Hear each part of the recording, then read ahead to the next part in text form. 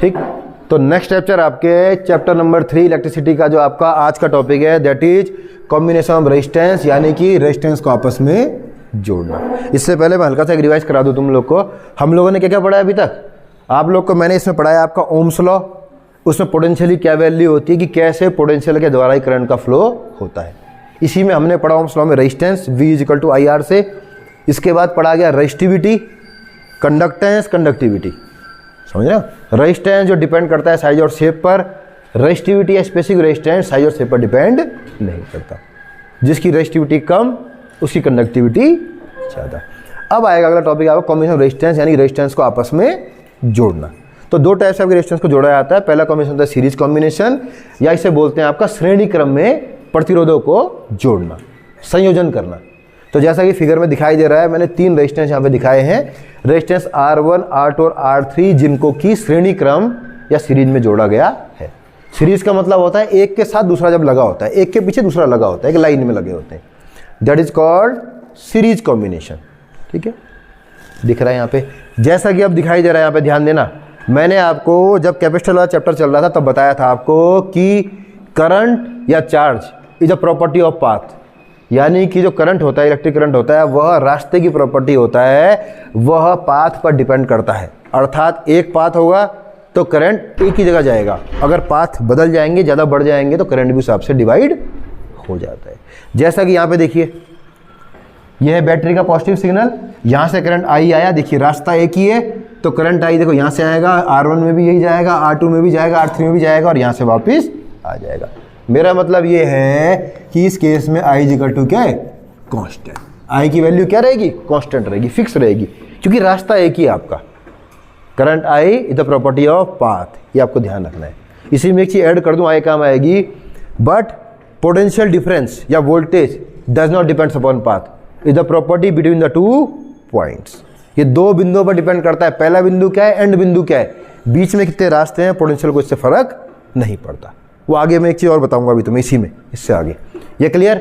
तो I equal to constant हो गया इसमें, जैसा कि दिखाई दे रहा है। R1 जो पॉइंट है उसमें V कितना है? पोटेंशियल डिफरेंस V1, R2 के सापेक्ष V2, R3 के सापेक्ष V3, और इन तीनों का ही कंबाइंड जो पोटेंशियल डिफरेंस है that is V।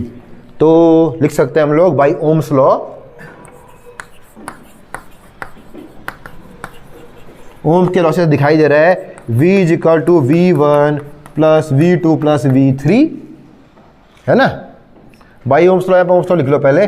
V is equal to क्या होता है? बिल्कुल, V is equal to IR, ये लिख लीजिए पहले, मान रख दूं। V की जगह आ जाएगा IR, R मतलब कॉम्बिनेशन का रेजिस्टेंस टोटल तीनों का, is equal to I common है तो IR1 plus IR2 plus IR3। I को तीनों में कॉमन किया और हमने काट दिया।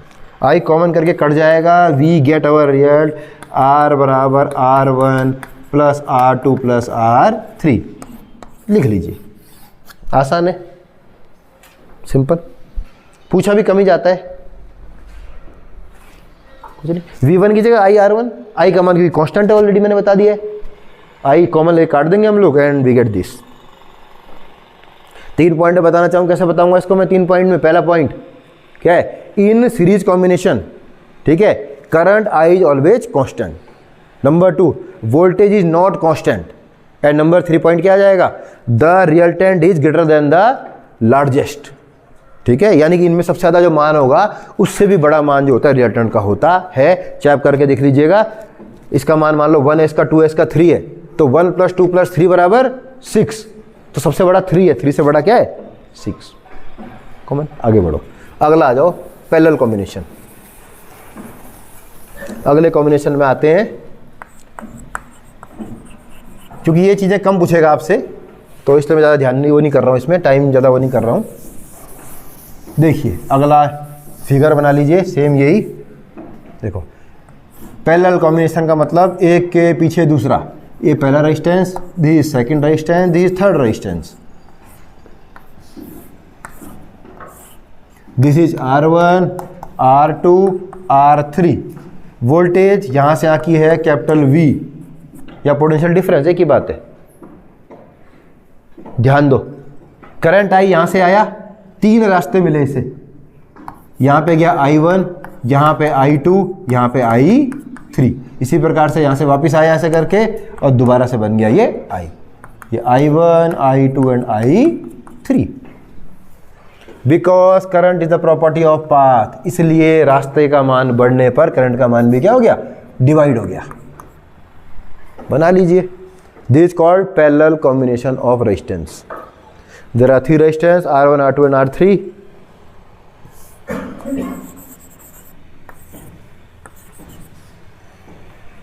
फिगर समझ गए?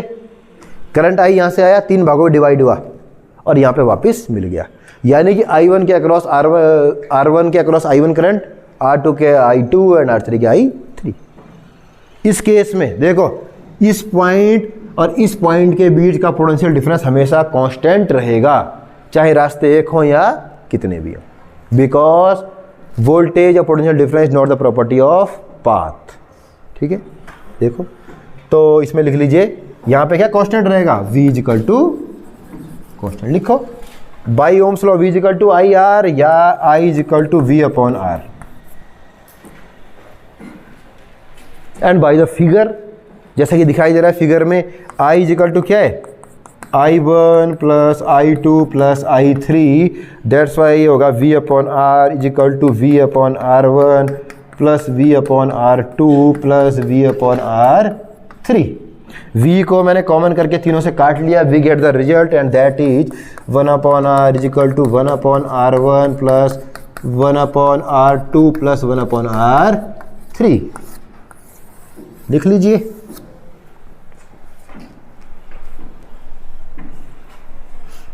I 3 भागों में डिवाइड हुआ था, मैंने वही चीज़ लिखी, I is equal to I1 2 3, मान लिखा V अपॉन R से दिस, V कॉमन लेके काटा मैंने, तुम तो एक कॉमन लेके काटना, मैं फिलहाल क्योंकि मैं करा चुका हूँ इसलिए मैं जल्दी में करा रहा हूँ दिस। क्लियर? अब इसमें 3 चीज़ें क्या होती हैं। पहली चीज़ देखो क्या आएगा, current I is not constant, क्योंकि बहुत सारे पाथ हो रहे हैं तो करंट भी कॉन्स्टेंट नहीं रहेगा। Number 2, potential V is constant in the parallel combination. Second and third one is the value of this resultant is always less than the क्या आएगा, smallest among these 3। यानी कि इन तीनों में सबसे छोटे से भी छोटी वैल्यू होगी रिजल्टेंट की। ये आपको ध्यान रखना है इसमें। समझ में आ रहा है ना? माना कि अगर वैल्यू मैं करके दिखा चुका हूँ, एक बार आपको करके देखना, अगर इसकी वैल्यू माना 1 है, इसकी 2 है, इसकी 3 है, माना 1 ओम 2 ओम 3 ओम, तो रिजल्टेंट जब आप कैलकुलेट करोगे यहाँ पे मान रख के, तो आप देखना उसका मान सबसे छोटा 1 है, इसमें 1 से भी कम आएगा। ये आपको ध्यान रखना है बस कि इन पैरेलल कॉम्बिनेशन या 1 अपॉन वाला combination the value of resultant is always less than the smallest among these 3 या अमंग ऑल, जितने भी रहेंगे। एक और जोड़ दो इसमें, माना तुमने एक और छोटा सा जोड़ दिया 1/2 ओम, तो हाफ से भी छोटा हो जाएगा रिजल्टेंट। क्लियर? चलो आगे देखो, मैं तुम्हें एक छोटी चीज़ और बताता हूँ इसमें, इसका यूज़ करने के लिए। आपने देखा होगा स्टेप अप ट्रांसफार्मर, सुना है नाम? ट्रांसफार्मर का काम किसी को पता है क्या होता है? ट्रांसफार्मर कोई एक बताओ मुझे जिसको आता है। ट्रांसफार्मर किस काम आता है? हाँ बताओ।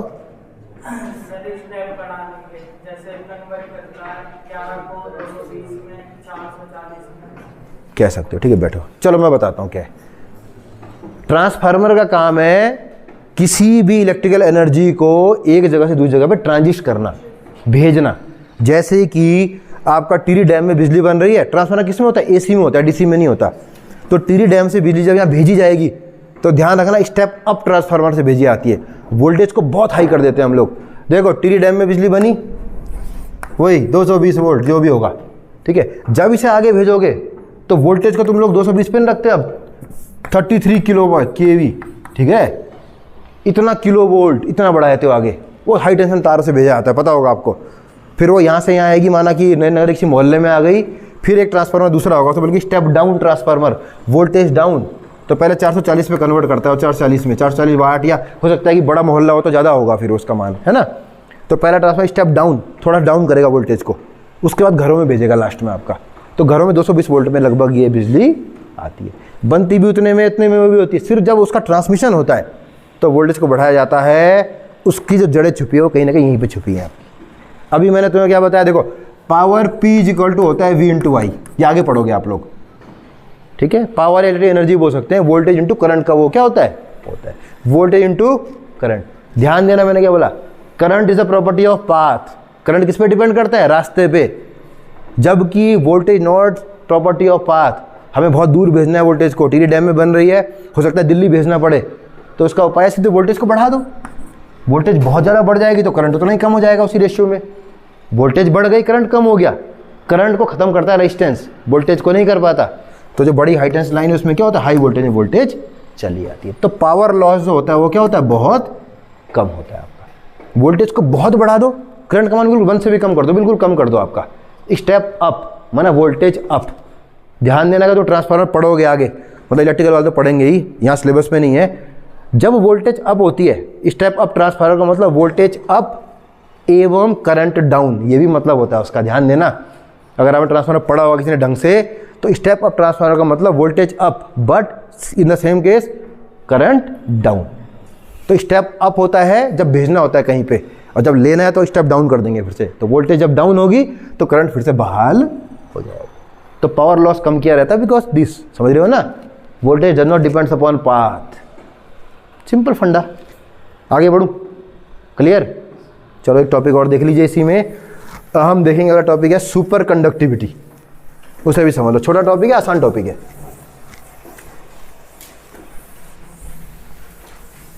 देखिए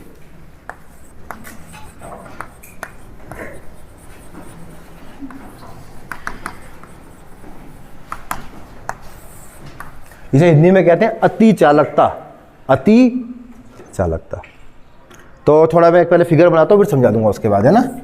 एक ऐसा फिगर बना लीजिए आपका, ये है रो है ये, ठीक है। रो स्पेसिफिक रेजिस्टेंस है rho, and this is temperature, and in kelvin temperature, या इधर दिखाता हूँ मैं इसे, किसमें, केल्विन में, नॉट डिग्री सेल्सियस। और एक फिगर ऐसा बनाओ, ये ऐसा बना लो, दिस इज HG। HG का मतलब मरकरी पारा। एक फिगर बनाओ फिर समझाता हूं मैं तुम्हें क्या इसका मतलब होता है। अति चालकता, ठीक है।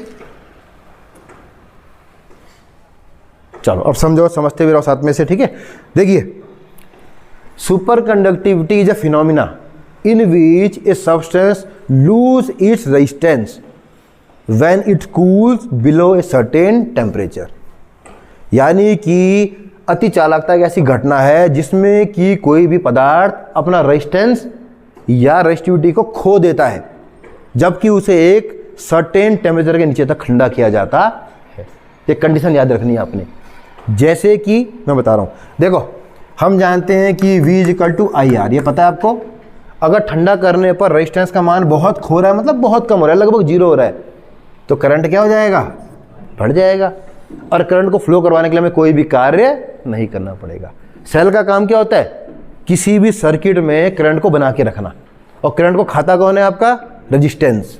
रेजिस्टेंस का काम है करंट को खत्म करने का। तो रेजिस्टेंस जब कम कर रहा है तो सेल का काम है उसे बना के रखे, उसके बाद भी उसे एनर्जी प्रोवाइड करवाता रहे। ये सब आगे पढ़ोगे आप लोग, पर फिलहाल इतना समझो आपका, ठीक है। तो एक ऐसा फिनोमिना जिसमें कि कोई भी पदार्थ अपने रेजिस्टेंस को खो देता है या लगभग 0 रेजिस्टेंस हो जाता है, that is called super conductivity, and the substance which follow this is called super conductor, ठीक है।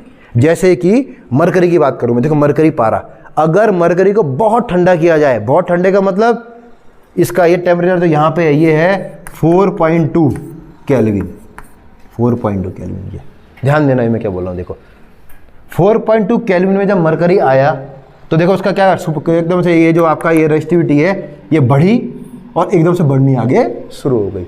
लेकिन इस रीजन को देखो, ये रीजन, ये 0 से लेके और 4.2 केल्विन, केल्विन का मतलब देखो क्या है आपका, 1 केल्विन बराबर 273 डिग्री सेंटीग्रेड, माइनस में वैसे 15 भी होता है, -1 वैसे आइडियल तो ये होता है 0.15, समझ रहे हो। तो 4.2 का मतलब माइनस में 273 है ना, ये तो कितना हो जाएगा 269 लगभग, ये मान के चलिए, लगभग बता रहा हूं मैं आपका। 4.2 केल्विन माइनस में 269 बहुत बहुत बहुत ठंडा। -100 पे तो क्या होता है, -100 की 0 पे तो आपका क्या होता है, पानी बर्फ बन जाता है। लद्दाख में -40 रहता है और -100 के आसपास तो हमारे हाथ पैर भी क्या होते हैं, हमारे गलने शुरू हो जाते हैं। तो पृथ्वी पर पॉसिबल ही नहीं होता। समझ में आया ना। तो इतना ठंडा जब हम मरकरी को करेंगे पारे को, तो इस रेंज में वो अपना रेजिस्टेंस क्या कर रहा है, खो दे रहा है, 0 हो जा रहा है resistance. This is called super conductivity. यानी कि mercury at very low temperature behave like a super conductor. Clear. अब समझो इन चीज़ों को जरा। देखो इसमें समस्या क्या आ रही है आपकी। देखो सुपर कंडक्टिविटी ऐसा टॉपिक है जिसमें बहुत ज़्यादा काम चल रहा है इस समय। मतलब हमारे साइंटिस्ट 3-4 चीज़ें इनमें काम कर रहे हैं। नैनो टेक्नोलॉजी हो गया, सुपर कंडक्टिविटी हो गया, और भी कुछ चीज़ें हैं। तो सुपर कंडक्टिविटी में दिक्कत क्या है आपका कि टेम्परेचर अर्थ पे जो है, मिनिमम पॉसिबल टेम्परेचर अर्थ का जो होता है वो होता है लगभग आपका मान के चलो 140 माइनस में। इससे नीचे हम आ ही नहीं पा रहे हैं अर्थ में। डिग्री बोल रहा हूँ मैंने। मतलब कि तुम नॉर्थ पोल में चले आओ, कहीं भी चले आओ, वहाँ भी जुगाड़ बना दो कुछ, तब भी इससे ज़्यादा नीचे नहीं आ पा रहे हम लोग। इसके लिए कितना चाहिए, तो बहुत ही कम चाहिए, -270 मतलब 100 और कम लगभग। तो इसलिए अर्थ पर यह फिनोमिना पॉसिबल करना मुश्किल हो रहा है। साइंटिस्टों का काम ही यही है, इस समय वो लगे हुए हैं किसी तरह इस रेंज को बढ़ा दिया जाए। यानी कि सुपर कंडक्टिविटी को लगभग 100 के आसपास अगर रेंज पे आ जाए तो अर्थ पे पॉसिबल हो जाएगा। एक बार उसे पावर दी और हमेशा के लिए पावर बनी हुई है, आपकी पावर लॉस ही नहीं हो रही है। तो ये एक फिनोमिना है भविष्य के लिए आगे। क्लियर। आगे देखो, लेकिन ये चीज़ पॉसिबल होती है स्पेस पे। हमारे सैटेलाइट जाते हैं ना, देखा हो तुमने एक, अब तुम कभी यूट्यूब वगैरह में देखना, उसमें इतना छोटा होता है सैटेलाइट, बिल्कुल जितना ऐसे ही ऐसी कुछ शेप होती है उसकी, छोटा सा बिल्कुल सैटेलाइट होता है आपका। लेकिन उसको भेजने के लिए आपका इस बिल्डिंग से ही बड़ा रॉकेट भेजना पड़ता है। तो पहले जाएगा, उसका एक हिस्सा ब्रेक होगा, फिर दूसरा ब्रेक होगा, ऐसा कुछ ऐसा रॉकेट होता है बहुत बड़ा। बड़ा रॉकेट है, इतना सैटेलाइट होता है उसके अंदर लगा हुआ। पहले ये ऐसा टूटेगा, फिर ये जाएगा, फिर ये जाएगा, लास्ट में सैटेलाइट खुल के आता है आगे। तो सैटेलाइट अगर पहुँच जाता है वहाँ पर जहाँ से पहुँचना चाहिए, उसके बाद वो कई साल तक बना रहता है। मतलब अभी करीबन 15-20 साल के लिए है एक सैटेलाइट। कैसे, उसमें सोलर प्लेट लगी है आपकी, और सोलर प्लेट से वो चल भी रहा है, वो वीडियो रिकॉर्ड भी कर रहा है, सिग्नल भी भेज रहा है आपको, सारे काम कर रहा है, फोटो भी ले रहा है, बता रहा है पानी है कि नहीं है। इतना सब काम से सोलर प्लेट की मदद से वो कर पा रहा है, क्योंकि वहाँ पर ठंडा बहुत है और वहाँ पर हम ऐसे मटेरियल यूज़ करते हैं जो सुपर कंडक्टर होते हैं आपके। समझ में आ रहा है, तुम्हारा लॉस नहीं होता पावर का। अब मान लो मंगल ग्रह में चला गया या जुपिटर में चला गया, तो वहाँ क्या है, ठंडा है, बर्फ़ है वहाँ पे, तो वहाँ पे दिस थिंग इज पॉसिबल। तो this thing possible in space, बस लेकिन नॉट पॉसिबल इन अर्थ। समझे। तो बस यही चीज़ें लगे हुए साइंटिस्ट। तो एक बहुत एक बड़ा कॉन्सेप्ट है, पर ये सिलेबस में से भी इतना ही है छोटा मोटा, तो इसे देख लीजिएगा। ठीक है। एक चीज़ कभी वैसे पूछता नहीं है आपसे, पर कभी पूछ ले तो, क्यों इंट्रोडक्शन ही है खाली। एक चीज़ ध्यान रखना, सुपर कंडक्टर जो होते हैं, माना मैंने कहा कि ये कोई मान लो कि ये एक शेल है, शेल का मतलब खोखला गोला, और ये सुपर कंडक्टर है, तो इसमें से होके magnetic line of force pass नहीं होती। Magnetic field B = 0। I repeat, magnetic field बोला है मैंने। माना मैंने इसको बना दिया दीवार को नॉर्थ पोल, इस दीवार को बना दिया साउथ पोल, तो बीच में क्या स्टेब्लिश हो गया, मैग्नेटिक फील्ड। अगर मैग्नेटिक फील्ड के अंदर मैं एक खोखले सुपर कंडक्टर को लेके आऊँगा, तो उसके अंदर से मैग्नेटिक लाइन जो होती है पास नहीं करती। इसे माइसनर इफेक्ट बोलते हैं। तो बस समझने के लिए है, तो इतना आप समझ लीजिएगा कि माइसनर इफेक्ट भी इसमें आता है कि inside a super conductor magnetic field is 0। बस क्लियर, ये क्लियर। चलो फिर एक ब्रेक लेते हैं, उसके बाद देखते हैं अगला टॉपिक।